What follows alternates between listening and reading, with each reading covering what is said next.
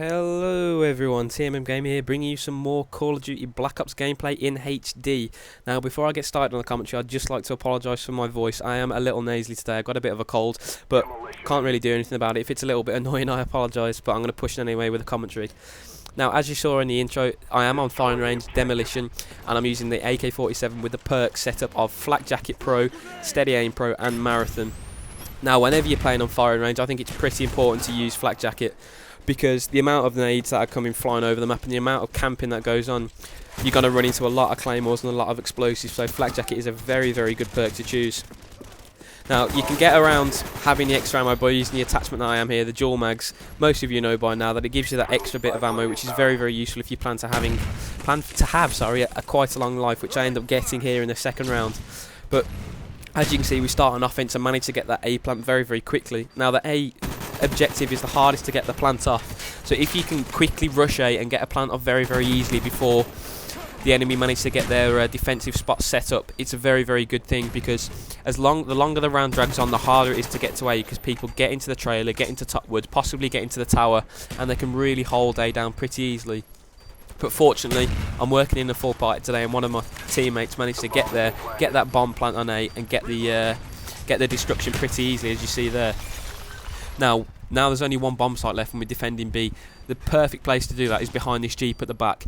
Now, as you see there, even when it's blown up, it still gives you a lot of cover, and it's very, very tricky for the enemy to get you back here. You're quite a long way back, so you're pretty safe from nades, and even if an enemy wants to come and beat you in a gunfight, he's going to have to run into your gun sights to do it. Unfortunately, I get a little bit too gung-ho here and end up getting picked off by a sniper, which is quite a nice shot, I'll give him that one, and I lose my kill streaks. But the important thing is on Demolition is not to panic. You might have a pretty bad first round, and it turns out that I have a pretty bad first round here. You know, I don't get any of my kill streaks. I die quite a few times. I'm like lower middle of the leaderboard, and people sometimes get frustrated in this thing and try and charge around, try and recover it. But the important thing is to remember not to panic. If you just get into your defensive position, get a good spot, and just watch an objective, you'll get plenty of kills in Demolition, and this is exactly what happens here. Now, when you're on defense on firing range, I think most of you know that top wood is probably the best place on the map to defend. However, I don't go there straight away. What my normal tactic is to run to the top of the ramp, because 9 times out of 10 you'll get at least 1 or 2 people rushing that, and it happened there, but unfortunately I wasn't able to pick him off that time.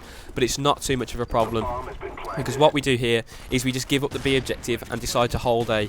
Now, like I said earlier, the B objective is by far the hardest of the 2 objectives to hold. So even with a full party, it's sometimes best just to give it up and hold A. And what we were doing here is, because we were going for some more kills, we decided between us just to give B up and concentrate on holding A. Now, what you want to do is, if you are focusing on holding A, is come to top wood, because top wood has a fantastic view over the A objective, has some great cover behind these sandbags, and can watch the back route, which is the jungle path. Now, a lot of people like to run around the back of the jungle path because they think people aren't going to be paying attention. But if you're alert to it, you can pick up quite a few kills of people running around with no cover. A lot of people can just edge around behind the rock, but the vast majority just bull rush around the corner, and they gives you very, very easy kills, as you see here. See, they're in the open, you've got some cover, you can head glitch pretty easily and take them down. So if you are on defense, I recommend you to stay on top wood, defend A to the end, and just give B up if you have to, because it's a lot harder to defend B than it is to defend A. Because as you saw earlier in the gameplay, there's a lot of good spots the offensive team can take to watch the bomb site, clear it out, and get an easy plant. But when you come to A, all of the spots that you have to take to get to the objective are very, very exposed, and you're very, very easy to pick off if you take them. So, just a little recap if you hadn't got that. On offense, try and get that plant on A as quickly as possible, because if the longer the round drags in, the more people are going to be around defending, and the harder it's going to be. But if you're on defense, it's absolutely critical that you hold that A bombed site for as long as possible, because if you let that get destroyed, it's very, very hard for a team to defend A, because you spawn so far away from it. You're pretty slow to get to the action, while the enemy team is only spawning in the firing range itself, and they can get to B pretty quickly. Anyway, that's enough on the gameplay. I hope the tips are useful. But what I'm going to talk about now is just what I've been doing over the last few days. As you know from my last commentary, I've been going through a little bit of a Black Ops blip recently. I've been struggling to get gameplay, but what happened last night is I got 3 or 4 back-to-back games, which were pretty damn sweet, to be honest with you. and it's pretty good. I'm quite pleased because I was getting a bit worried that I'd lost my mojo just as my HD PVR had arrived, which had been a little bit gutting, but I managed to get some good gameplay. Unfortunately, theatre mode bugged out of another MP5 game I got. I went 56-3 this time. It was on Villa again, and once again theatre mode completely bugged out and dropped out, and I was pretty gutted with it, but what are you going to do? But I did try and go on FIFA as well to pick up some gameplay for you, and I was beating a guy 3-0 after about 40 minutes. Unfortunately, he just gave up. He didn't leave the game, he just left the controller, got out of the game, went and made a cup of tea or whatever, and I ended up winning like 10-0 against an unopposed opponent and trying shots from 40 yards and everything. It wasn't really that fun to watch. So I'll try and go on Ultimate Team and get some more gameplay in the next few days. But if not, I've got a massive library of Black Ops stuff I can continue to bring you now.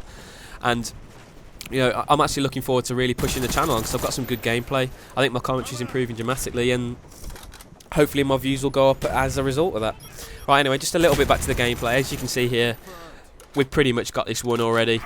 A lot of people have left and a few more have joined, and we're really taking the attack to them now, running around the map, trying to get as many kills as possible. Nearly get killed here, but fortunately a teammate bails me out of that.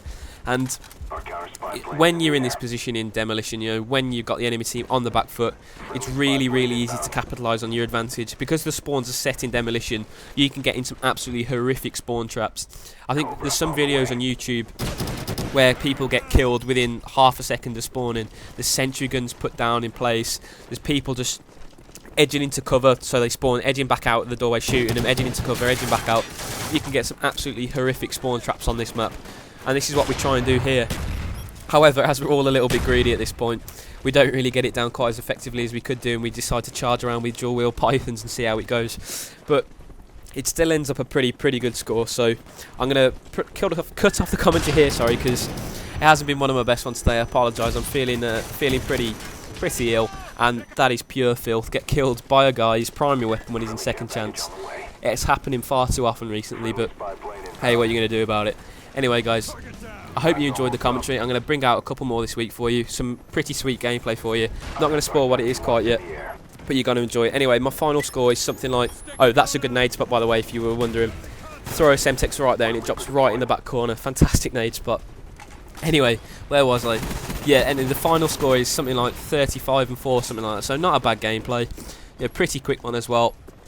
Just bringing it to you today. You know, nothing else to do, so I might as well bring a commentary out. So I hope you enjoyed the video, guys. Please rate and comment as always, and I'll have 2 or 3 more commentaries for you this week. Thanks for watching, guys. See you soon.